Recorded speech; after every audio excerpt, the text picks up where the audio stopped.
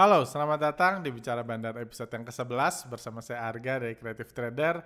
Pada podcast kali ini saya akan melanjutkan pembahasan kita tentang IHSG. Seperti rekan-rekan ingat, setelah libur lebaran kemarin, 2 minggu yang lalu tiba-tiba IHSG dibanting. Ada surprise ketika kita balik ke balik trading, balik ke bursa, IHSG tiba-tiba dibanting, turun hampir 8% hanya dalam waktu 2 hari. Dan hal tersebut mendatangkan kepanikan yang luar biasa, baik di kalangan investor retail, juga di kalangan komentator saham pun pada bermunculan dengan berbagai macam alasan. Kejadian tersebut membuat akhirnya kita sama-sama menyadari bahwa betapa rendahnya pemahaman orang tentang IHSG, tentang bagaimana IHSG bergerak naik, bergerak turun, dan siapa sebenarnya yang menggerakkan, alasan apa yang menggerakkan. Pada podcast kali ini, selain melanjutkan pembahasan kita tentang bagaimana IHSG ke depan, karena minggu lalu sudah kami bahas dan apa yang kami bahas juga sudah terbukti terjadi selama seminggu terakhir, mari kita lanjutkan pembahasan. Dan pada podcast kali ini juga saya akan membahas lebih dalam tentang kaum elit atau istilah kerennya elit global yang menggerakkan IHSG, yang memutuskan naik turunnya IHSG selama ini yang kita lihat sehari-hari kayak gitu. Oke, mari kita mulai. Kebebasan bandar dan hukum tertinggi, kita mungkin bisa nggak suka, semua ya kita nggak punya suara apa, karena memang bursa ini sepenuhnya dikendalikan oleh bandar.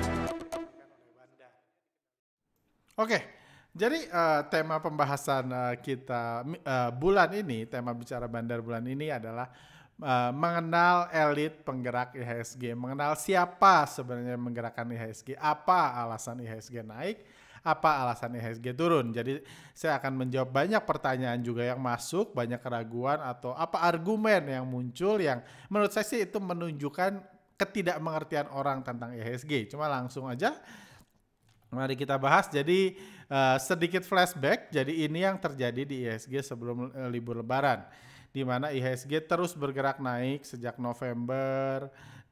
November stabil, mulai akhir Desember mulai naik, Januari, Februari, Maret, April terus bergerak naik. Nggak henti-henti pergerakan naik, terlepas dari bursa Amerika bergerak turun sepanjang tahun 2022. Ada banyak berita-berita yang otomatis keluar kalau bursa diturunkan, berita-berita negatif di luar negeri, ada perang di Ukraina, ada Evergrande yang katanya rugi, dan hal-hal berita-berita buruk yang kalau bagi versi komentator saham harusnya menurunkan IHSG, tapi kenyataannya IHSG terus naik. Kenapa? Karena kita sama-sama tahu IHSG naik bukan karena komentar para komentator saham. Itu ya sama seperti pertandingan sepak bola, misalnya Indonesia menang atau Indonesia kalah, bukan karena komentator sahamnya, sama sekali bukan.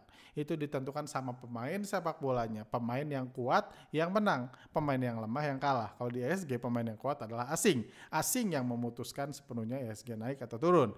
Jadi kejadiannya seperti ini, asing terus masuk membuat IHSG terus naik, terlepas apa yang terjadi di luar sana. Karena ya cuma itu yang menentukan IHSG adalah pemenangnya, kayak bukan komentatornya, bukan apa yang terjadi di luar. Pertandingan sepak bola di Indonesia ditentukan sama pemain yang bermain di lapangan sepak bola. Apa yang terjadi di Spanyol sana, di Inggris sana, di Ukraina, di Mozambik sana nggak ngefek sama sekali. Begitu juga dengan IHSG. IHSG terjadi karena apa yang bergerak, karena apa yang terjadi di bursa Indonesia. Nggak ada hubungannya sama yang lain. Itu yang coba saya tekankan nanti. Dan itu pelajari lebih dalam. Jadi ini ada surprise back to work. Jadi pagi-pagi kalau Anda terlambat bangun, terlambat lihat market, hari pertama setelah libur panjang IHSG langsung dibanting minus 3,4%. Hal ini langsung mendatangkan kepanikan di mana-mana. Segala alasan dicari, karena memang ya kenyataan sih gitu bahwa jadi di sini Anda harus paham apa realita dan siapa yang disalahkan. Realita itu tidak bisa dibantah. Realitanya adalah IHSG sebelumnya terus naik, terus kita libur lebaran, setelah libur IHSG langsung jatuh pagi-pagi. Itu realita. Tidak bisa dibantah. Mau dia komentator saham, mau dia dukun saham, mau dia apapun, trader, dia tidak bisa membantah IHSG jatuh. Dia nggak ngerti kenapa, cuma ya kenyataannya seperti itu. Itu realitanya. Oke, realitanya IHSG jatuh, banyak orang nyangkut, banyak orang stres. Sekarang yang dicari adalah siapa yang bisa kita salahkan. Siapa yang bisa kita salahkan, apa ya, bukan siapa. Kalau bursa kita nggak fokus ke siapa, tapi fokusnya ke apa. Kenapa nggak fokus ke siapa ya? Untuk menjaga rantai makanan, supaya retail-retail tetap mudah diserap uangnya. Jadi fokusnya bukan siapa, tapi apa. Apa yang menyebabkan, apa yang bisa kita salahkan. Jadi kalau Anda mengerti, ini habis libur lebaran. Kita habis liburan, habis santai-santai, ekonomi menggeliat dan lain-lain, itu kenyataan di dalam negeri. Kita santai-santai aja. Nggak ada perang di Indonesia, nggak ada bencana alam, nggak ada krisis ekonomi, nggak ada apa-apa di Indonesia. Jadi nggak ada yang bisa disalahkan di Indonesia. Tapi realitanya IHSG jatuh. Oke, kalau nggak di Indonesia nggak ada yang bisa salahkan, kita cari di luar negeri. Itu cara bekerja komentator saham. Atau yang kadang-kadang disebut analis. Mereka menyebut dia analis, sebenarnya dia komentator saham. Oke, kalau nggak ada yang bisa salahkan di Indonesia, cari di luar negeri. Carinya di mana? Biasanya carinya di Amerika, karena katanya bursa Amerika adalah acuan bursa dunia. Kalau di Amerika nggak ada, cari di Jepang, cari di China.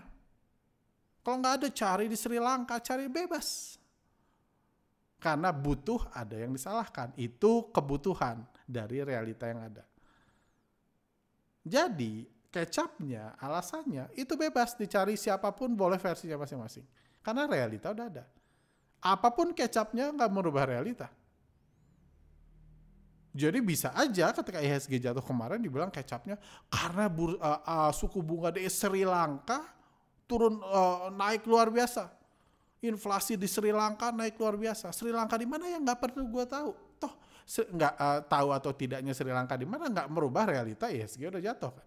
Tinggal dicari ininya korbannya aja. Jadi itu yang terjadi. Kenyataannya IHSG udah jatuh, itu realita. Alasannya bebas. Ada yang bilang, oh alasannya karena bulan sedang dekat-dekatan dengan ini, sedang PDKT dengan bintang, boleh. Atau karena kucing tetangga sedang ngedeketin kucing tetangga lain, boleh. Nggak masalah. Karena saya bilang kucing tetangga, terus apa hubungannya kucing tetangga sama IHSG? Tuh, buktinya IHSG turun. Itu aja kan. Karena realita tidak berubah, terlepas dari apa yang dilakukan kucing tetangga kan. Sama dengan apa yang dilakukan di luar negeri, apa yang terjadi tidak merubah realita, IHSG dibanting. Seperti itu. Jadi itulah pembahasan yang saya bahas di podcast kemarin.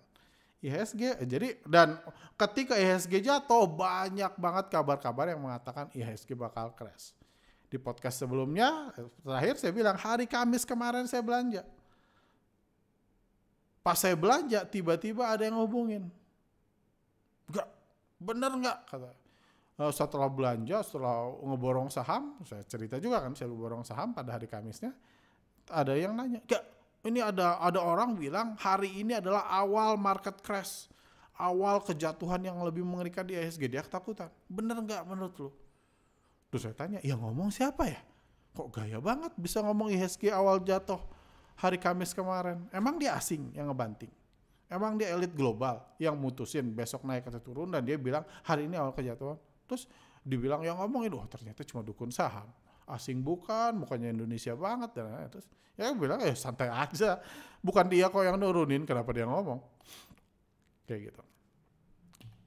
Jadi dan di podcast kemarin saya mengatakan hari Kamis siangnya sebelum saya buat podcast, ketika saya beli saya bilang saya nekat melawan asing. Biasanya saya nunggu asing masuk dulu baru saya masuk. Cuma harus hari Kamis kemarin, hari Rabunya saya berulang kali mengatakan IHSG sangat menarik. Hari Kamis apalagi tidak pernah semenarik ini. Kalau Anda follow Telegram kami, Anda bisa ikut pembahasan itu. Saya bilang IHSG paling menarik sepanjang minggu itu hari Kamis. Hari Kamis setelah saya beli. Ketika IHSG lagi jatuh, seperti ini, lagi jatuh-jatuhnya, dukun saham bilang ini awal kejatuhan, saya malah beli. Dan asing masih jualan hari Kamis, seperti dilihat di sini. Kenapa saya jelaskan pada podcast terakhir bahwa menurut saya cuma ada 2 skenario yang bisa dilakukan asing. Asing itu siapa? Asing itu yang mengatur pergerakan IHSG.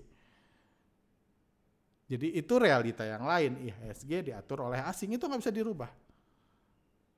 Itu nggak bisa, itu realita. Asing jualan nggak bisa dirubah. Even dukun saham nggak bisa menyetop asing jualan. Asingnya jualan. Yang bisa kita coba tebak-tebak, debatkan adalah kecapnya kenapa asing jualan. Kayak gitu. Jadi realitanya adalah asing jualan. Itu juga realita yang tidak bisa dirubah siapapun. Cuma realita lain atau ini adalah asing jauh-jauh ke Indonesia itu buat cari untung, buat menyerap uang lokal. Jadi waktu itu saya katakan, kalau asing mau cari untung, dia nggak punya banyak pilihan. Pilihan pertama adalah dia banting untuk beli lagi di bawah. Itu pilihan pertama. Jadi abis dia kan udah belanja banyak nih sampai sebelum libur lebaran. Setelah libur lebaran dibanting, terus dia harga di maintain naik turun. Ini sideways di bawah. Itu skenario pertama. Dan asing terus belanja. Itu opsi pertama yang bisa dilakukan asing. Jadi tujuan dia ngebanting ini cuma buat nakut-nakutin retail, ngasih kesempatan retail buat buat cut loss di bawah, diakumulasi lebih banyak.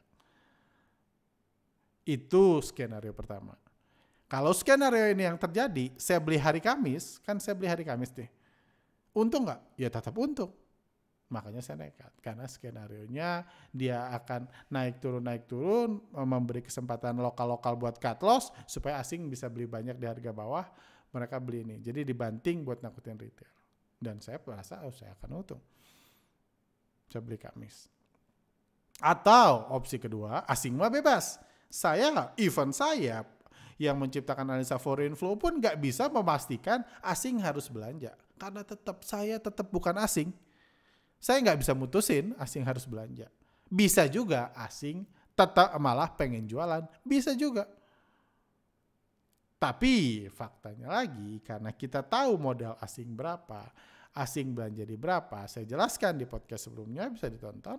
Kalau IHSG dibanting gini terus, kalau cara jual asing seperti ini terus, jatuh banting, turun 3% jual. Kalau cara jual asing seperti ini terus, asing lama-lama nggak cuan. Dan realita tambahan, kita ngomong realitanya aja, nggak usah ngomong alasannya, nanti kita bahas alasannya. Realita selanjutnya adalah, kalau asing datang jauh-jauh ke sini buat untung, buat cari untung.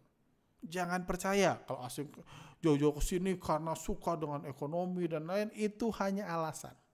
Tujuannya buat cari untung. Itu hanya alasan yang dicari. Tujuannya buat cari untung dan asing pengen untung. Dan kalau asing pengen untung, caranya pertama, pengen untung artinya pengen menyerap uang lokal. Hari Kamis selalu, lokal sedang panik-paniknya, sedang dibilang mau crash IHSG. Mau turun lebih dalam. Lagi panik-paniknya, lagi takutnya. Kalau lagi takut, nggak bisa diserap uangnya. Itu fakta, itu realita yang lain. Orang yang ketakutan, nggak akan belanja. Belanja buat senang-senang ya, bukan belanja buat ketakutan mereka. Kalau mereka takut di saham, nggak akan belanja saham. Kalau lokal nggak belanja, terus asing jualan ke siapa? Itu realita juga kan. Itu logika. Itu logikanya asing jualan siapa? Jadi kalau asing mau lanjut jualan, ini foreign flow-nya bakal turun, IHSG butuh dinaikkan. Kalau saya beli hari Kamis, IHSG dinaikkan. Iya kan, saya beli Kamis, IHSG dinaikkan, untung nggak saya? Ya tetap untung. Walaupun asing jualan. Terus itu kejadian Kamis lalu. Realitanya apa setelah podcast itu di pembahasan itu dijelaskan? Realitanya seperti Anda lihat, setelah turun gini, IHSG langsung naik. Itu realita. Kenapa IHSG naik? Seperti dijelaskan, karena asing tetap jualan. Foreign flow-nya tetap turun. Jadi tepat memenuhi syarat yang ini kan. Nah, ininya turun, masih terus bergerak turun, IHSG-nya naik. Jadi itu realitanya. Karena asing masih jualan, IHSG perlu dinaikin. Kalau asing mau akumulasi di bawah, asing ini mau akumulasi di bawah, IHSG kemungkinan di-maintain supaya ngasih kesempatan investor lokal buat cut loss. Yang panik kan udah panik, udah ketakutan, udah bilang mau market cash dibuat cut loss. Dan sekarang karena IHSG naik, mulai hilang tuh alasan-alasannya. Seperti itu. Oke. Dan dari sini, karena kejadian ini akhirnya terungkaplah betapa tidak mengertinya orang tentang how the market works. Bagaimana IHSG digerakkan. Kenapa IHSG bisa naik. Penyebabnya apa IHSG naik. Penyebabnya apa IHSG turun. Ini sedang mengatakan siapa yang menggerakkan. Itulah yang saya jadikan tema bulan Mei. Ini tema bicara bandar adalah mengenal penggerak IHSG. Siapa yang menggerakkan IHSG sebenarnya. Ini saya akan jawab pertanyaan-pertanyaan, kita akan bahas, nanti kita akan bahas detail IHSG selanjutnya gimana. Ini ada komentar tentang hubungan The Fed. Jadi pada podcast sebelumnya kan saya bilang nggak ada urusannya suku bunga di Amerika dengan di Indonesia dengan IHSG. Nggak ada urusannya. Cuman banyak yang nggak terima. Well, saya nggak masalah sih. Jujur saya pribadi, saya adalah orang yang mendukung. Terlepas dari saya sering mengkritik karena saya edukator, ya kalau edukator ada yang ngomong yang salah menurut saya bilang salah. Kalau saya tahu salah, saya bilang benar berarti saya menyesatkan, saya membohongi publik. Kayak gitu kan kalau saya bilang benar. Apakah mereka membohongi publik? Ya enggak lah, mereka nggak tahu kok dia salah. Dan saya mendukung komentator saham. Kenapa? Karena komentator saham itu ya ada yang mungkin ya nggak masalah lah yang gue omongin salah, yang penting menjaga rantai makanan. Oke, itu ini. Cuma ada yang saya tahu dia nggak ngerti kok. Saya tahu dia nggak ngerti. Ya, jadi dia nggak sadar yang dia lakukan sedang buat menjaga ekosistem bursa. Cuman yang saya prihatinkan kalau investor retail seperti itu. Karena komentator saham kan tujuannya untuk meningkatkan, menjaga ekosistem bursa supaya bursa terus tumbuh. Gimana bursa terus tumbuh? Asing harus untung, bandar harus untung. Lokal, retail harus semangat trading. Itu cara bursa tumbuh. Kayak gitu. Jadi ada banyak komentar-komentar, saya nggak tahu ini retail atau komentator saham. Mari kita sama-sama bahas buat belajar. Ini contohnya dari Ebenezer Solin, hubungan The Fed naikkan suku bunga ke turunnya IHSG mungkin bukan semata-mata asingnya mindahin dana dari Indo masukin deposito ke AS. Tapi logikanya ada beberapa investor yang memakai dana pinjaman bank US. Oke, jadi dibilang uang yang diinvest di Indonesia itu dana pinjaman dari US. Karena saat The Fed naikkan suku bunga, bunga pinjaman pun naik, membuat apetit investor tersebut berkurang. Bisa jadi outflow itu kayak pengurangan penggunaan dana pinjaman untuk dalam membeli saham, dia bisa mengurangi resiko naiknya cicilan pinjaman. Jadi langkah The Fed nggak bisa dibilang nggak ngaruh. Jadi dibilang nggak bisa The Fed naikkan suku bunga ngaruh. Karena mungkin aja investor asing yang goreng IHSG dananya minjem dari US. Karena suku bunga naik, waduh suku bunga dinaikin. Jadi terpaksa dikeluarin dari Indonesia, masukin ke US. Itu asumsinya. Asumsinya itu tebakannya. Jadi dia bilang, yes IHSG jatuh karena asing jualan. Tapi asing jualan ada alasannya. Yes, asing jualan ada alasannya. Tapi alasannya apa? Mereka yang tahu, bukan kita. Cuma apakah alasannya The Fed? Yuk kita pikirin. Kita sama-sama pikirin. Biar teman-teman ngerti maksudnya sebenarnya apa sih yang menggerakkan IHSG. Jadi kalau Anda baca kenaikan suku bunga, ini bukan berita baru ketika IHSG jatuh bulan Mei habis Lebaran. Bukan. Yes, memang dinaikannya kalau nggak salah hari Kamis sebelum ini buka. Cuma saya udah bahas, berita The Fed bakal naikin suku bunga 50 basis point udah ada sejak bulan Maret. Kalau asumsi ini yang terjadi, ini dana pinjaman. Dana pinjaman. Kalau suku bunga naik 0,5%, Anda harus sadar 0,5% itu dikit. Even di Indonesia, even di Amerika. Buat Anda yang bisnis, 0,5% itu dikit 1 tahun. Apalagi untuk bisnis menggoreng saham. Anggaplah benar, saya nggak bilang itu benar, cuma saya nggak punya data untuk menunjukkan itu benar. Anggaplah benar dana pinjaman dari US. Bulan Maret dikasih tahu, bulan Mei bakal dinaikin 0,5%. Kalau asing ternyata margin of profitnya sekecil itu, mampus gue hancur. Suku bunga udah naik 0,5%, udah rugi gue ngegoreng saham di Indonesia. Kalau memang untungnya cuma 0,5% setahun aja sudah berubah. Kalau memang itu benar, which is sangat lucu banget kalau 0,5% aja buat mereka bubar. Kalau itu benar, harusnya bulan Maret asing udah jualan. Kalau itu benar. Kenapa ya terlambat jualannya bulan Mei? Suku bunga udah naik. Iya kan? Ya terlambat. Emang kalau jualan, saya balikin hari ini deh. Ya udah naik Pak, maaf. Nggak bisa diturunin lagi karena lu balikin itu. Balikin baru libur lebaran gue. Ya harusnya bulan Maret dia jualan. Ketika pengumuman bulan Mei akan naik 0,5 basis poin, diterapkan. Kalau memang mereka sesedih itu bisnisnya. Kalau memang ngegoreng IHSG profitnya sekecil itu di mana 0,5% merubah segalanya, mereka udah jualan harusnya bulan Maret. Jualan pelan-pelan, buat lokal nggak panik. Kalau memang itu benar. Kenapa bulan Maret dia malah beli? Kenapa bulan April dia malah akumulasi? Logikanya di mana? Betul kan? Kalau memang itu benar, itu nggak benar masalahnya. Itu hanya alasan yang dicari-cari karena asingnya jualan. Kayak gitu. Nah, jadi nggak seperti itu. Karena bulan Maret asing belanja kok. Jadi somehow banyak investor retail menganggap asing itu bodoh banget. Padahal yang ngatur IHSG mereka. 0,5% merubah segalanya, itu harus dipinjemin semua karena ini. Terus kalau hanya naik 0,5% mereka bubar, wah kita pulang ke Amerika, terus mau ngapain mereka? Pensiun dini. Oh mati gua. Udahan deh, udahan. Gak bisa lagi goreng IHSG, udahan. Kalau gitu bubar kita. Nggak ngomong di sini kita kalau asing semua keluar karena 0,5% satu tahun. Nggak serendah itu kok profit ngegoreng saham di IHSG. Kayak gitu. Dan kalau mereka memang itu, toh bunga sudah naik, toh masih ada waktu beberapa bulan setelah bunga naik, untuk kenaikan bunga selanjutnya, kalau tetap naik, kembali lagi, ini hanya akan naik kalau inflasi naik. Udah terlambat, harusnya jualannya Maret, udah terlambat.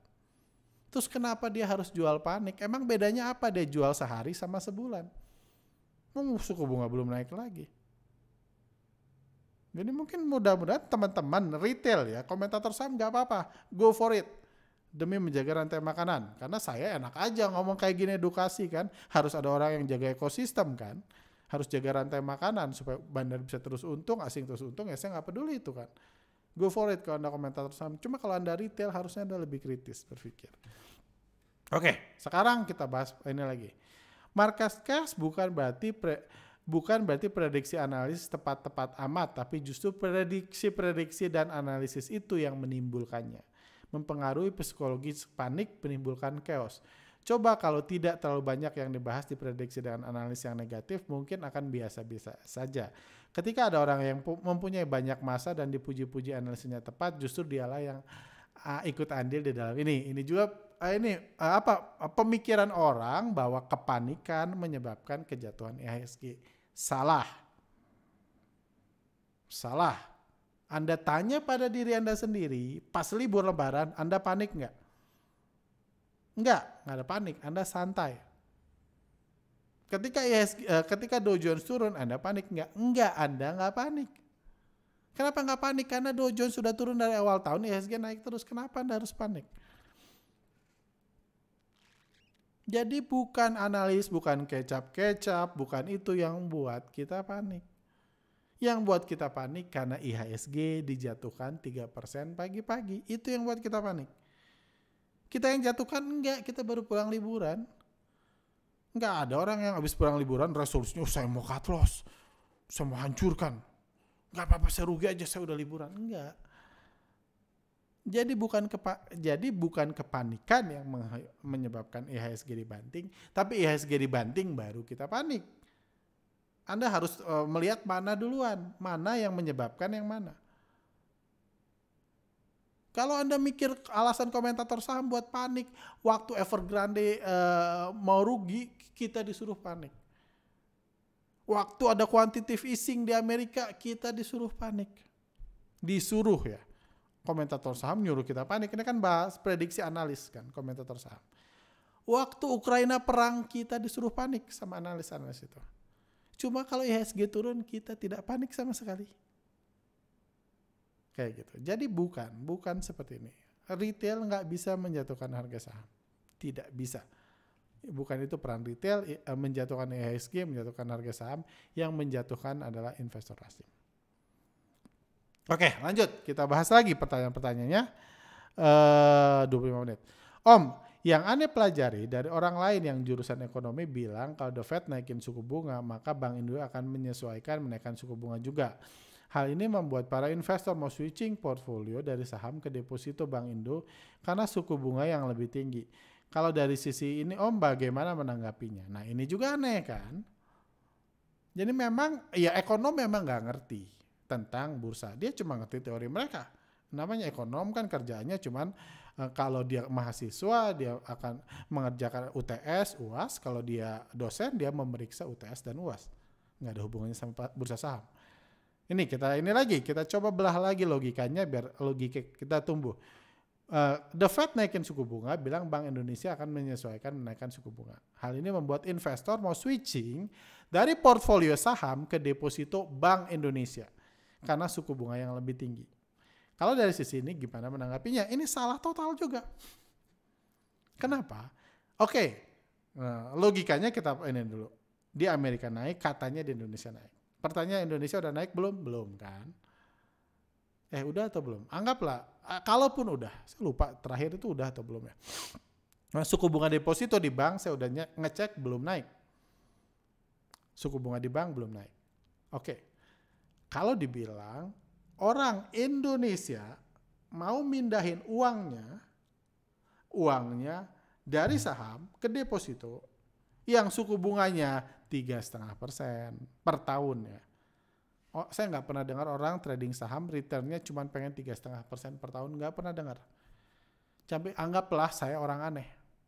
Atau bank digital banknya 6%. Udah dari awal tahun 6% sampai sekarang 6%, ada yang 6%. Kenapa baru sekarang pengen pindahnya? Itu pertanyaan lain. Karena Anda masukin deposito sekarang, bunganya bunga sekarang, bukan bunga naik. Kalau Bank Indonesia mau naikin 5 bulan ke depan, ya 5 bulan lagi aja depositonya ngapain bunga sekarang. Karena bunganya bunga sekarang belum naik bunganya. Itu contoh, itu bukti kesalahan pertama. Kesalahan kedua yang perlu Anda pahami adalah ini kalau orang Indonesia mau ngeluarin sahamnya, mau keluar dari saham, masukin deposito. Kalau orang Indonesia mau melakukan itu, kenapa dia malah beli saham?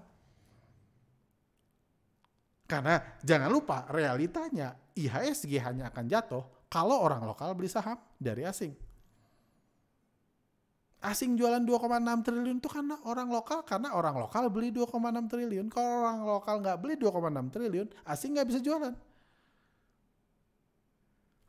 Minggu pertama IHSG crash, asing lokal belanja 6 triliun dari asing, makanya IHSG crash. Kalau orang Indonesia mau masukin ke deposito, kenapa malah beli saham? Jadi mereka memang nggak ngerti sama sekali, cuman biarkan aja ini untuk menjaga ekosistem. Fakta tidak sesuai, teori tidak sesuai. Fakta di lapangan lokal belanja, bukan jualan. Teorinya adalah suku bunga belum naik, kenapa jualnya sekarang?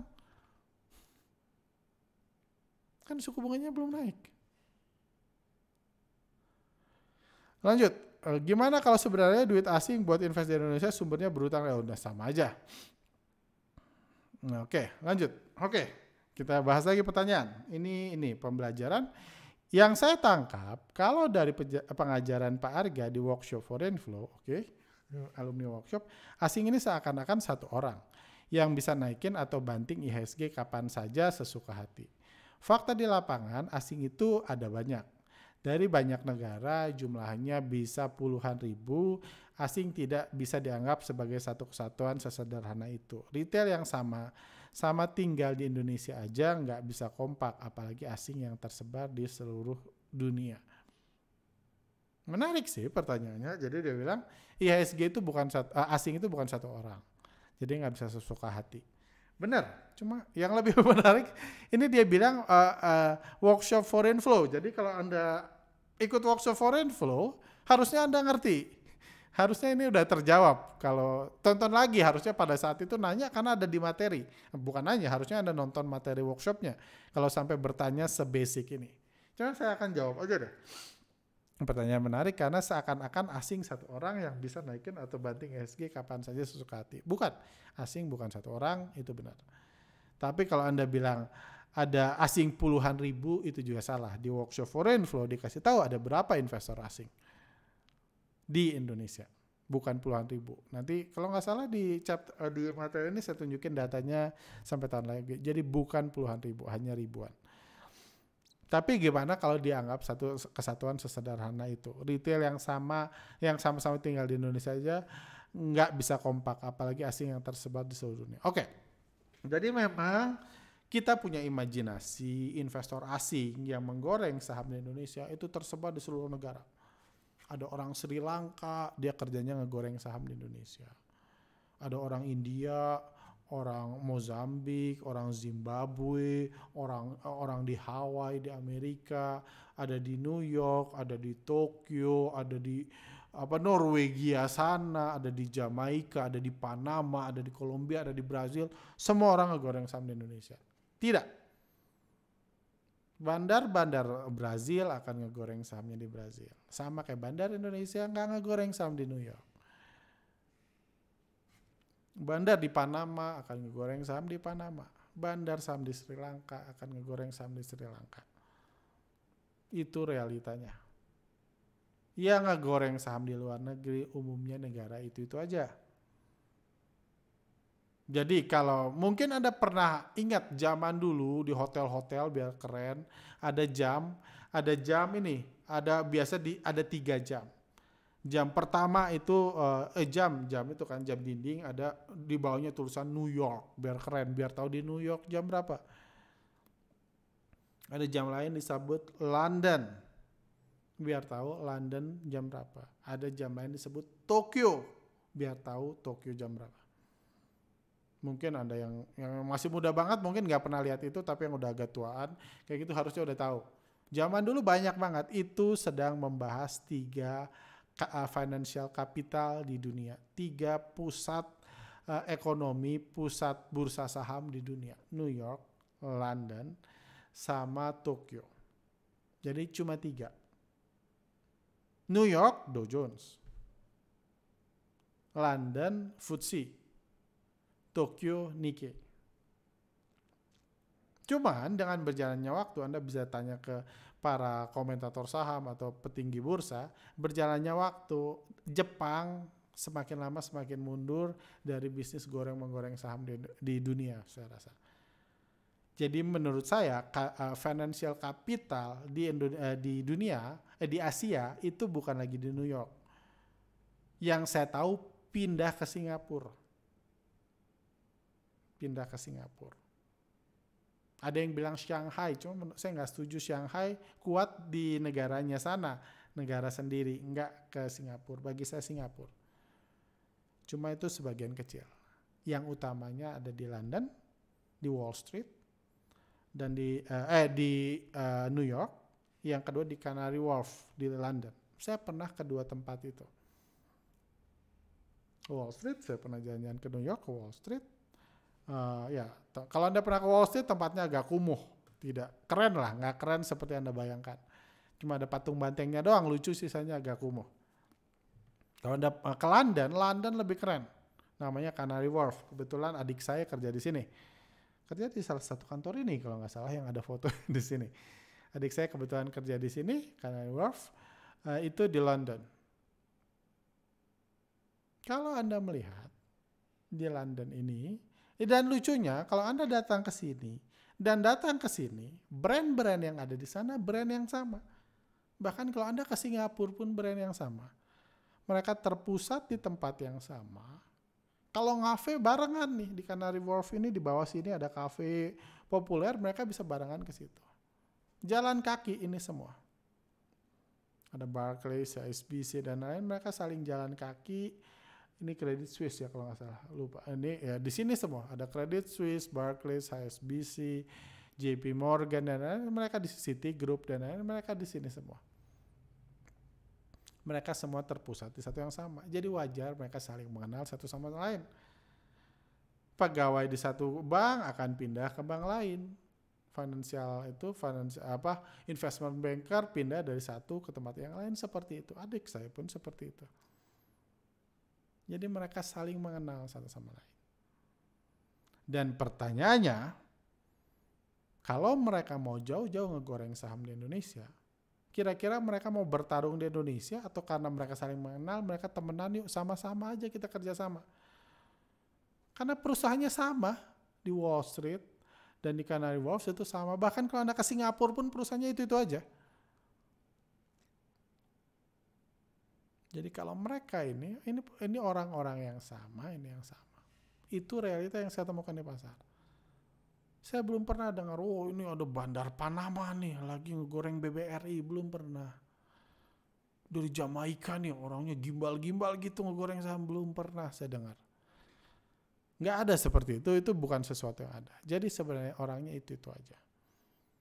Itu sebabnya, ini ada pertanyaan yang mengcover itu kemarin saham-saham blue chip semua ARB, gimana caranya asing bisa kompak bisa jatuhin IHSG, apa mereka punya WA group WK. Nah itu dia. Jadi Anda boleh nggak percaya kata-kata saya, boleh.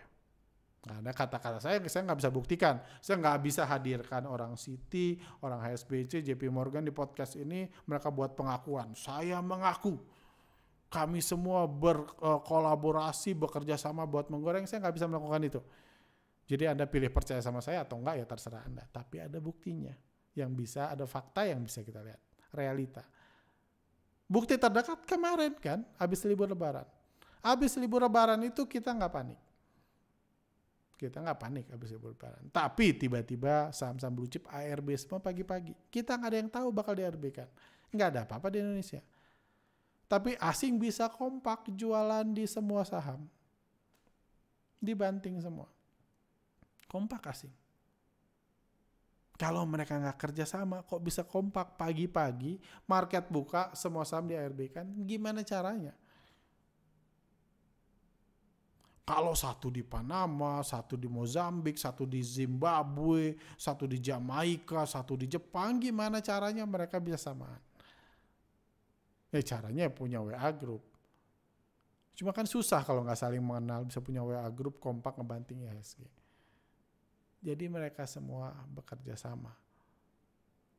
Makanya kita bisa sepakat saham asing bisa tiba-tiba jatuh semua, tiba-tiba beli semua dan lain-lain karena mereka satu kesatuan. Seperti itu. Dan kenapa begitu mudahnya mereka menggerakkan IHSG? Karena ini komposisi saham di Indonesia per April. Jadi ada 20% saham yang kepemilikan asingnya di atas 50% di Indonesia. Ada 9 saham yang kepemilikan asingnya 35-50 dan ada 71 saham yang kepemilikan asingnya di bawah 35%. Jadi kalau Anda ngomong saham, mayoritas saham di Indonesia dikuasai lokal. Kalau Anda ngomong sahamnya. Tapi kalau Anda lihat, misalnya BCA itu 84% saham beredar dimiliki asing per April 2022. BRI 78, Telkom 81, Mandiri 66, Astra 74, Tepia 18, BNI 62, Unilever 51, MDKI 31, UNTR 67 dan seterusnya. Jadi saham-saham besar di Indonesia itu dikuasai asing. Dimiliki mayoritas asing. Jadi gimana menjatuhkan IHSG? Terlepas dari kecapnya apa, alasannya apa, kita boleh berdebat semalam suntuk. Kenyataannya adalah kalau saham yang dikuasai asing BBCA dibanting pagi-pagi, BRI banting pagi-pagi, Telkom banting pagi-pagi, Mandiri banting, ASI banting, BNI banting, Unilever, UNTR semua dibanting pagi-pagi, IHSG akan otomatis jatuh 3%. Karena itu mekanisme pergerakan IHSG. Gitu cara menentukan IHSG. Tinggal mereka putusin. Habis lebaran banting yuk. Oh oke, setuju, kayaknya lucu ya. Oke siap. Noted kayak gitu. Oke, habis libur lebaran dibanting, cuma itu yang butuh. Mau suku bunga kayak apa, itu bebas, itu keputusan mereka. Kayak gitu. Saham terbaru GoTo itu 93%-nya lokal, 7%-nya asing. Kayak gitu. 7%-nya asing. Jadi saham GoTo itu dikuasai oleh lokal. Makanya gerakannya serampangan. Ini top 5 kepemilikan asing. Saya tunjukin data-data sebentar aja. 362 triliun di BCA, 270 triliun di BRI, 177 triliun di Telkom. Ini top 5 kepemilikan asing. Jadi 5 saham ini aja kepemilikan asing nilainya udah 1.556 triliun. Ini saham yang ada aja ya. Saham yang beredar, yang scriptless aja di top 5-nya. Jadi 40% kepemilikan asing di IHSG itu hanya ada di 5 saham. 60% sisanya di semua saham sisanya. Terus seberapa besar kekuatan IHSG overall total? Jadi kalau dihitung per data akhir April 2022, kepemilikan asing di IHSG itu 2.634 triliun nilainya. Jumlah saham dikali harga saham itu totalnya 2.634 triliun dan lokal 59% 3.796 triliun. Melihat data gini banyak yang nanya, kalau asing minoritas, kenapa asing yang ngatur IHSG? Bukannya lokal lebih kuat? Nanti kita bahas. Pertama, dan kalau Anda lihat nilainya, ini menarik. Jadi Februari ini 1,9, ini 2,2. Jadi ini kalau di persentasi ini sekitar 48, mungkin 48%, ini 52%. Dulu seperti itu, tapi sekarang bedanya tambah jauh. Ini juga nih, ini misalnya Januari ini 2023 sama 27. Ini persentasinya turun dibanding bulan April. Padahal dari Januari sampai April asing belanja. Jadi perlu Anda ketahui ini adalah nilai valuasi. Dan kenapa kepemilikan asing terus turun? Karena banyak IPO besar. Perusahaan-perusahaan startup IPO dan mayoritas kayak GoTo dikuasai lokal. Jadi walaupun jadi nilai kepemilikan asing naik dari 1.900 ke 2.500 triliun. Tapi karena sahamnya tambah banyak dan kepemilikan lokal nambah. Jadi asing cuman kepemilikan lokal nambah lebih banyak bukan dari akumulasi lokal tapi dari nyetak saham baru. Itu kan harus dihitung kalau ngitung IHSG. Tapi tetap aja BCA, BRI ini tetap dikuasain asing. Dan ini tetap, ya kan ngebanting IHSG tetap karena ngebanting itu kan, bukan saham Lucy yang dibanting ketika IHSG dibanting. Terus gimana caranya kenapa 41% lebih kuat dari 59, bisa dilihat di sini. Ini data 31 Juli, belum saya update data Maretnya, cuma mirip-mirip kok, bahkan lebih kecil. Jadi di ini jadi ini data kepemilikan investor di Indonesia. Dibagi jadi lokal dan asing, institusi dan individual. Jadi investor asing institusi di Indonesia jumlahnya cuma 8.594 institusi yang membeli, yang punya saham di Indonesia. Individu, jadi kalau Anda anggap retail itu pada punya, retail di Amerika itu pada main di Indonesia, enggak. Jumlahnya cuma 7.700 orang. Bahkan lebih kecil dari institusi asing di Indonesia. Jadi hampir nggak ada orang asing di Indonesia. Ini mayoritas adalah akun-akun yang dipakai bandar lokal untuk ngegoreng saham pakai investor asing. Mungkin ada bandar A punya istri kedua di Singapura, disuruh buka akun. Atau teman saudaranya punya sepupu, punya pembantu. Nah, akun pembantunya dipakai beli ini, tapi yang pakai ngendalikan di Jakarta juga. Jadi ini individual asing itu umumnya bukan orang asing beneran, tapi titipan orang Indonesia. Jadi yang mengendalikan cuma 0,3% ini. Sisanya institusi lokal ada 0,3% juga. Dan 99%-nya per Juli sekarang udah hampir ya, tetap 99, sekian persen per bulan Juli itu dikuasai oleh lokal individual alias retail. Jadi retail itu 99,7% lokal 99,3% jumlahnya. Kepemilikannya 59%. Sementara asing itu cuma 0,3%. 0,3%. Dia menguasai berapa? 41%, 2.634 triliun. Jadi jumlahnya sedikit, punya saham sangat banyak, makanya bisa menggerakkan. Itu aja. Karena cuma 8.000 ini. 8.000 satu grup Telegram pun bisa masuk semua. Cuma 8.000 jumlahnya. Kayak gitu. Saya yakin video ini ditonton lebih dari 8.000, cuman masuk kategori ini. Seperti itu. Sekarang data lain buat pembelajaran aja. Pergerakan asing ini dari Januari sampai Mei mayoritas dikendalikan oleh broker-broker asing. Yang terbesar terkuat adalah AK. 24% transaksi asing di IHSG dari Januari sampai Mei dilakukan oleh AK, 20%-nya oleh BK, 15%-nya oleh ZP, CS, YU, KZ, DX, RX, CC. Sisanya lokal yang sering dipakai asing, broker lokal ada CC, ada BB, dan seterusnya. Kayak gitu. Jadi mayoritas dilakukan oleh ini untuk data aja. Oke. Jadi itu datanya, itu yang menunjukkan betapa kuatnya asing di IHSG. Karena mereka jumlahnya cuma 0,3% tapi menguasai 41%. Dan mayoritas saham-saham kayak BRI, BCA itu dikuasai lebih dari 70% oleh asing. Tinggal ngebanting itu aja si 0,3% investor ini langsung jatuh IHSG. Kita tinggal nebak alasannya apa. Lanjut. Thanks Pak Arga untuk pencerahannya. Untuk next, kalau Pak Arga mau libur panjang, tolong kami diinfo juga biar bisa ikut liburan dan profit taking. Hahaha. Oke. Ini lucu sih sebentar.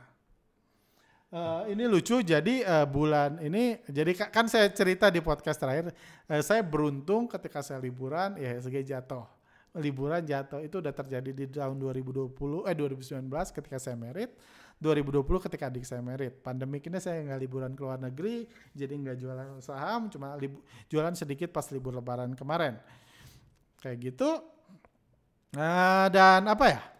Dan kapan saya liburan?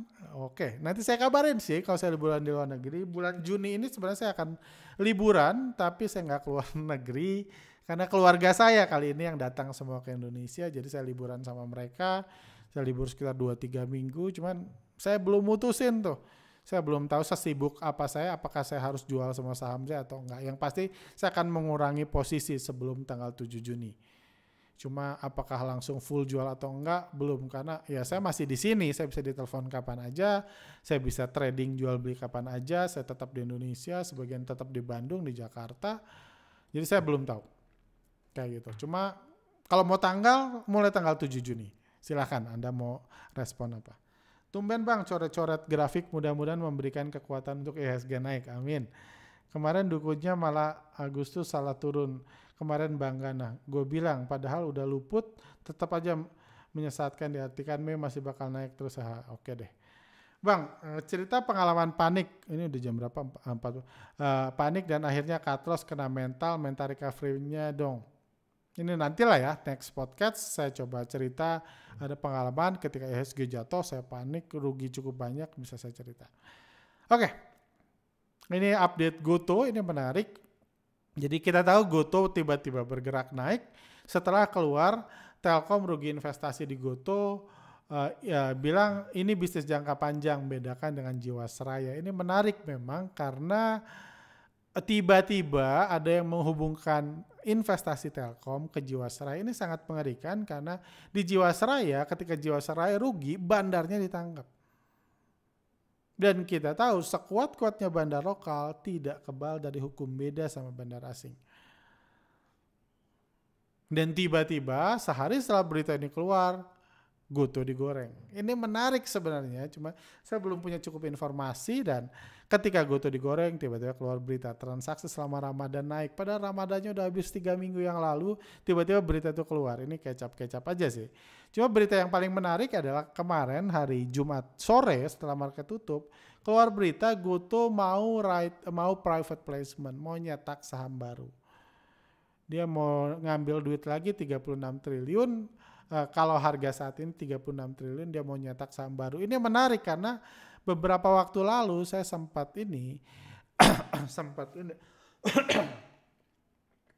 tanya ke orangnya. Saya nggak bisa ngomong orangnya ya. Saya sempat tanya ke orang, saya bilang boleh nggak sih habis IPO kita langsung right issue, langsung cetak saham baru, private placement apapun lah, intinya langsung nyetak saham baru, intinya nyerap duit lagi. Dibilang oh nggak boleh, minimum setahun, idealnya 2 tahun baru mulai. Tapi Goto baru berapa, 2 bulan, belum 2 bulan IPO udah mau nyetak saham baru.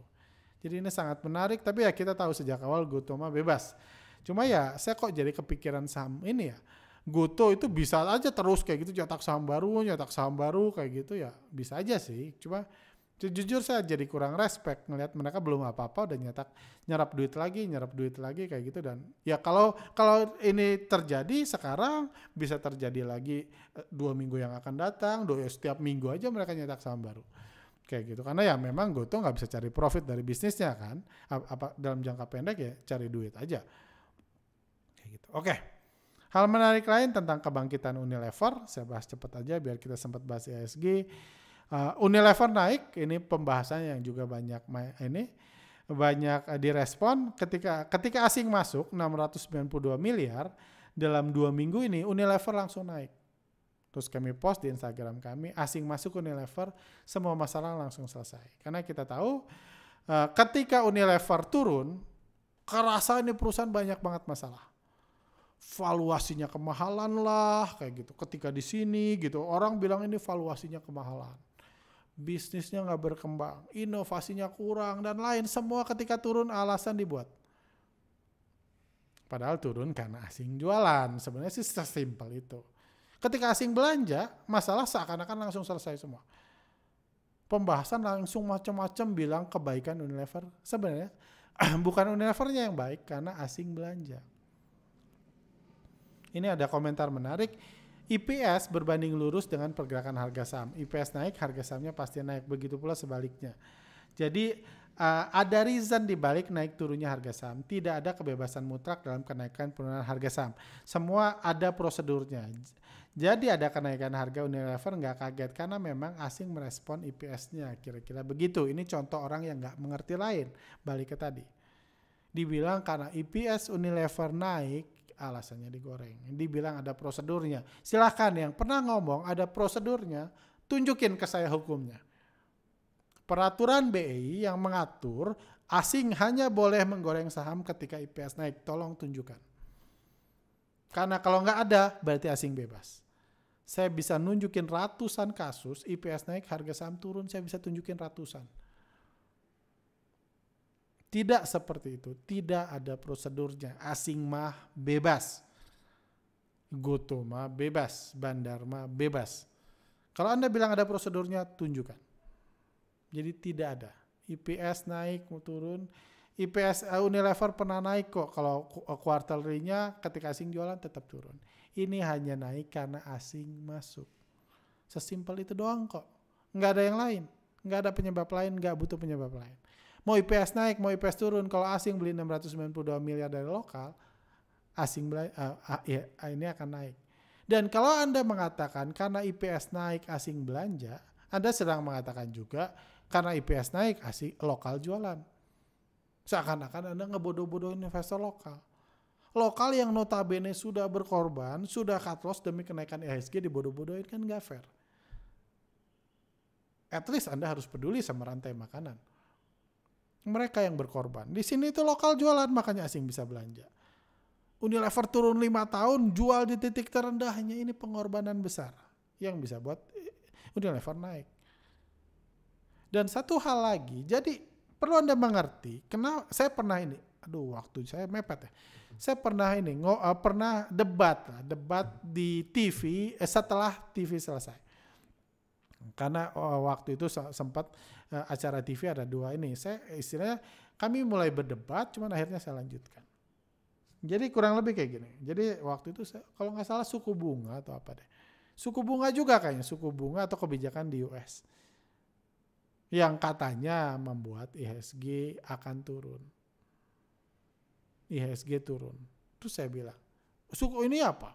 Oh kalau gini, saya lupa alasannya, cuman kalau gini akan mempengaruhi kayak tadi, asing karena suku bunga naik akan membuat asing pengen ini. Pengen menarik ininya segala macam lah. Pindah-pindah, ekonomi lemah. Kalau ekonomi Amerika lemah akan berpengaruh kepada appetite investor untuk trading saham. Kalau trading saham ini akan berpengaruh terhadap investor asing yang di Indonesia, ujungnya asingnya akan jualan. Kan berbagai alasan, terus nggak satu pun menyebabkan IHSG turun. Terus ekonomi lemah kok IHSG bakal turun kok, jadi nggak ada yang nyambung semua penjelasan komentator saham itu. Akhirnya dia bilang, kalau asing kayak gitu maka asing akan jualan di IHSG turun. Terus saya bilang, tuh kan lu tahu ujungnya foreign flow, kenapa lu bahas kecap-kecap di atas kalau ujungnya foreign flow? Dan kenapa lu harus nebak nanti ya asing bakal jualan ketika lu bisa lihat, saya bilang. Kan lu bisa lihat, lu seakan-akan orang buta nebak-nebak. Mayoritas case ini seakan orang buta yang nggak tahu asing belanja. EPS naik bakal membuat asing belanja. Ini naik, toh ujungnya asing belanja. Alasannya apa ya terserah, mau EPS naik, EPS turun, udah tutup perusahaannya bebas. Kalau asing belanja harga naik kok. Jadi nggak usah dealing seakan-akan Anda orang buta yang nggak bisa melihat pergerakan asing. Jadi Anda nebak-nebak, oh kayaknya kalau EPS naik asing bakal belanja deh. Kan Anda bisa lihat asing belanja. Kan analisa foreign flow udah menunjukkan. Ngapain Anda nebak-nebak aneh-aneh kan? Buat apa? Nggak ada kebutuhan sama sekali. Kayak gitu. Nggak ada kebutuhan karena Anda bisa lihat. Toh pada akhirnya itu yang mempengaruhi. Anda boleh bahas kualitas sabun, rasa makanan, kualitas sampo, ketombe Anda nambah atau enggak setelah pakai samponya bebas. Kalau samponya tetap buat ketombe, asing bakal jualan kan Anda bisa lihat asingnya jualan atau enggak. Kalau Anda tetap berketombe, asingnya belanja tetap naik kok Unilever. Jadi nggak usah pusing-pusing, kalau Anda bisa lihat, nggak usah nebak. Kan konyol kan. Ada mobil belok kanan, Anda tutup mata. Menurut saya sih dia belok kanan. Karena mobilnya ini warna kuning, bannya kurang bagus, yang nyetirnya bajunya kurang nyambung, dan Anda sambil tutup mata. Padahal Anda bisa buka mata, tahu mobilnya belok kanan atau belok kiri. Ngapain? Ngapain nebak kalau Anda bisa lihat? Karena ujungnya semua foreign flow. Semua komentator saham pun ujungnya foreign flow. Kayak gitu. Oke, lanjut. Saya setuju saham Unilever, terakhir deh, naik karena dibanding dari asing. Unilever naik karena belanja besar-besaran di asing. Yang jadi pertanyaan, kenapa asing pilih Unilever? Pasti ada reason. Kalau cuma alasan bilang nyerap uang retail, kenapa Unilever bukan di saham lain? Jawabannya karena Unilever ada fundamentalnya. Kalau sekedar mau nyerap uang retail, saham lain juga bisa. Kasihan orang awam baru belajar saham, lihat tulisan gini seakan-akan saham itu murni bisnis spekulasi bandar-bandaran. Ini contoh newbie yang nggak tahu. Ini yang perlu dikasihani seperti ini. Orang awam yang belajar saham lihat tulisan gini, jadi dia belum paham. Kayak gini ya. Kalau ngomong Unilever ada fundamentalnya, siapa yang bilang Unilever itu perusahaan kosong? Wong samponya ada fundamentalnya ada. Cuma meskipun ada fundamentalnya, asing bebas menurunkan sahamnya 5 tahun. Itu realitanya, nggak pernah bilang nggak ada. Orang gila yang bilang Unilever nggak ada fundamentalnya. Teman saya kerja di situ, ada fundamentalnya. Jadi jangan bilang Unilever nggak ada fundamentalnya. Nggak ada seorang pun yang bilang Unilever nggak ada fundamentalnya. Itu satu. Unilever. Kalau pertanyaan, kenapa asing pilih Unilever? Jawabannya asing bukan baru milih hari ini. Dari 5 tahun lalu pun asing sudah milih Unilever. Makanya mereka bisa jualan. Kepemilikan asing bulan April di Unilever masih 51%. Makanya mereka bisa jualan. Jadi ini bukan asing milih gitu. Bukan asing bawa duit, ada tahu bulat, beli tahu bulat. Sebelumnya belum punya, bukan. Asing udah dari dulu punya Unilever. Sudah dari dulu punya Unilever, makanya mereka bisa jualan Unilever. Makanya Unilever bisa turun, karena asing jualan, bukan mereka baru milih. Pasti ada reason ya, apapun reasonnya, mereka udah punya kok dari dulu. Sebelum newbie ini trading pun mereka udah punya Unilever. John, baru beli sekarang, enggak, asing udah punya dari dulu. Makanya mereka bisa nurunin Unilever karena mereka punya saham Unilever. Karena mereka milih Unilever. Jawabannya karena ada fundamental, bukan ada fundamental atau enggak, kayak gitu. Jadi kalau sekedar, nah ini pertanyaan lain, kalau sekedar mau nyerap uang retail, saham lain juga bisa. Nah ininya. Jadi, waktu saya mepet banget ya, saya cepat. Jadi kayak gini, tanggung lagi panas. Jadi Anda harus pahami, asing mah bebas, yes. Dia bisa naikin harga saham, bisa ngejatuhin harga saham, terlepas dari profitnya naik, profitnya turun. Mau apapun sahamnya. Saham BRI waktu pandemik profitnya turun, asing belanja harganya naik, selesai. BCA ini profitnya turun, asing mau belanja harga naik pas pandemik, selesai. Bebas. Asing mah bebas naik turunin harga saham. Tapi kalau Anda investor asing, Anda tahu asing tidak bebas memilih saham. Memilih saham itu di awal ya, sebelum dia mulai ngegoreng, dia tidak bebas. Jadi misalnya kayak gitu. Jadi anggaplah saham itu mobil. Asing tidak bebas memilih mobil. Jadi ada syarat perusahaan.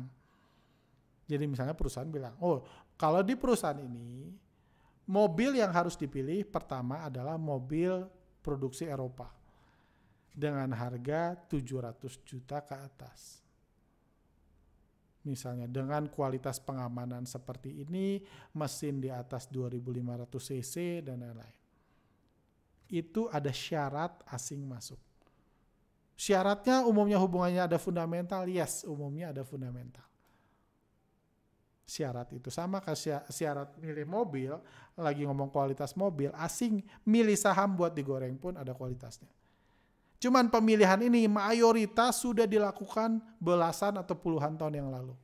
Bukan sekarang milihnya.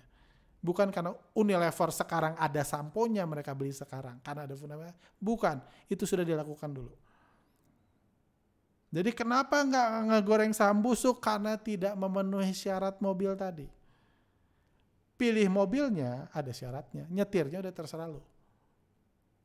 Mau kapan digas, kapan direm, kapan belok kanan, kapan belok kiri, itu udah bebas. Itu udah masuk hukum kebebasan bandar. Tapi asing tidak bebas memilih saham. Ada syaratnya. Bukan kita yang ngatur, bukan BI yang ngatur, perusahaan mereka yang ngatur. Cuma tidak bebas memilih saham. Jadi terjawab semua ya. Jadi asing ada fundamentalnya, mudah-mudahan newbie ini bisa paham bahwa bisnis saham adalah bisnis bandar-bandaran. Saham teknologi kolaps ini skip aja. Oke, langsung aja ke what next for IHSG. Nah, ini contohnya.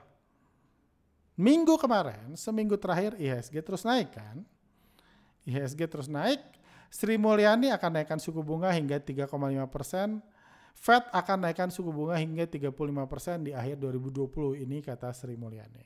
Ini berita 1 hari yang lalu. 1 hari yang lalu dari podcast ini dirilis. Bos The Fed kami tak ragu naikkan suku bunga demi redam inflasi 2 hari yang lalu. Suku bunga The Fed bisa di atas 3,5%, rupiah lemah letih lesu 2 hari yang lalu. The Fed tak akan ragu naikkan inflasi hingga naikkan suku bunga inflasi ketika hingga inflasi kembali melandai 3 hari yang lalu. Semua ini berita suku bunga. Cuman gak ada satupun komentator saham yang bahas. Karena apa? Karena IHSG lagi dinaikin asing. Selesai. Suku bunga boleh kayak gimana pun kok, bebas. Mau 30,5%, mau 35% bebas. Kalau asing lagi naikin IHSG, lagi markup IHSG, selesai semua. Gak butuh. Gue lagi naikin, gue gak butuh berita buruk. Gue pengen lokal ini.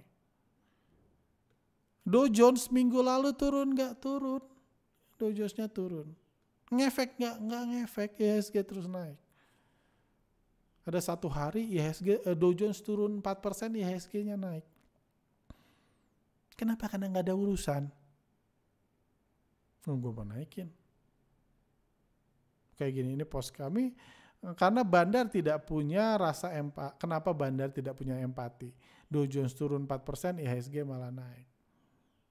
Jadi mungkin ini yang menarik di investor lokal di Indonesia, kita punya empati yang luar biasa terhadap nasib saudara-saudara kita, trader-trader di Amerika Serikat sana. Jadi seakan-akan kita punya ikatan, kalau mereka cut loss, gue juga harus cut loss. Kalau Dow Jones turun, IHSG harus diturunin karena empati. Nyambung nggak? Nggak nyambung, cuma empati. Kalau mereka stres karena Dow Jones turun, kita juga harus stres. IHSG harus turun. Harus nyangkut kita juga. Karena rasa empati. Hubungannya cuma empati sebenarnya. Cuma asing ternyata, asingnya aja nggak berempati. Dow Jones turun 4%, IHSG naik. Jadi semua logika itu hanya mencoba menjelaskan rasa empati orang lokal. Orang lokal itu empati banget. Saya juga sendiri bingung. Adik saya di Amerika, adik saya di Inggris, saya nggak sedih kok ngelihat Dow Jones turun. Adik saya satu di Inggris, satu di Amerika. Saya nggak sedih. Cuma orang Indonesia lain empati. Oke, sekarang gimana nih IHSG selanjutnya? Skenario yang saya buat hari Kamis lalu adalah kalau asing jualan, IHSG akan bergerak naik. Sampai sini sudah terjadi kan? Asing masih jualan, seminggu ini total asing masih jualan. IHSG ya agak diberhentiin lah, jualannya nggak banyak. Tapi, nah kita lihat ini. 5 hari terakhir, kita lihat. 5 hari terakhir asing masih jualan 1,2 triliun. Jadi ininya masih turun. Sebelumnya di sini kan, ininya masih turun 1,2 triliun, tapi IHSG naik. Sudah sesuai dengan skenario ini. Kayak gitu. Terus skenario-nya, kalau ikut skenario ini cuma ngedukun ya, ini cuma menebak berdasarkan kebiasaan asing selama ini. Kemungkinan besar lokal, kalau asing lanjut jualan, saya malah tarik-tarik garis lagi, karena udah terlalu lama, kalau asing, atau tanggung lah ya. Oke. Kalau asing masih jualan, Oke, kalau asing masih jualan sebentar. Oke. Kalau asing masih, jadi minggu ini kita lihat nih, apakah asing masih lanjut jualan bahkan lebih besar dari 1,2 triliun yang jualan minggu lalu. Kalau asing jualan, apalagi kalau IHSG-nya masih naik, ini waktunya saya akan profit taking. Seperti dijelaskan, kita sama-sama beli di sini kan. Beli di hari Kamis di ini. Kalau ini yang terjadi, artinya semakin terkonfirmasi asing sudah mulai menyerap investor lokal, uang investor lokal. Alasannya apa? Bebas. Anda bebas menebak, asing bebas jualan. Tebakan Anda tidak mempengaruhi asing bakal jualan atau enggak. Alasannya bebas. Cuman intinya kalau kita pengikut foreign flow, kalau asing jualan, lokal beli, lokal lain beli, kita jualan, saya jualan. Harapan saya masih ada surprise asingnya tiba-tiba belanja, harapan saya. Kenapa harapan saya ini? Karena saham saya banyak. Cuma kalau ngelihat markup IHSG minggu ini, saya kok lebih menganggap lebih mungkin asing lanjut jualan lebih besar. Dan kalau IHSG naik atau IHSG mulai bergerak turun, saya akan profit taking lagi sebagian. Dan prediksi saya, kalaupun asing jualan, turunnya nggak akan se-ekstrim penurunan yang terjadi di sini. Karena penurunan gini buat lokal panik. Jualnya pun nggak seagresif penjualan di sini.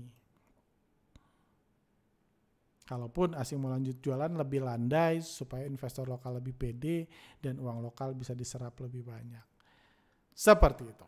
Oke, jadi itu prediksi saya tentang IHSG. Kita lihat sama-sama. Kalau rekan-rekan ikut beli hari Kamis, beli hari Jumat, harusnya sekarang mayoritas dalam posisi untung.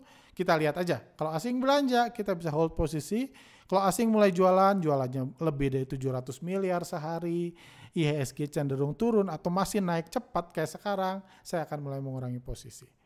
Seperti itu. Dan kalau Anda mau lihat ini, Kalau Anda mau lihat update pergerakan ini, review ini, Anda bisa follow Telegram atau Instagram kami yang ada di pojok sini ya. Nah, di sini. Seperti itu. Oke, sampai sini aja. Semoga berguna buat Anda. Kalau Anda punya pertanyaan, masih ada yang bingung tentang siapa yang menggerakkan IHSG, elit mana yang menggerakkan IHSG, silakan tanya. Masih ada satu podcast selanjutnya untuk membahas tentang materi ini. Oke, sampai jumpa. Sehat selalu.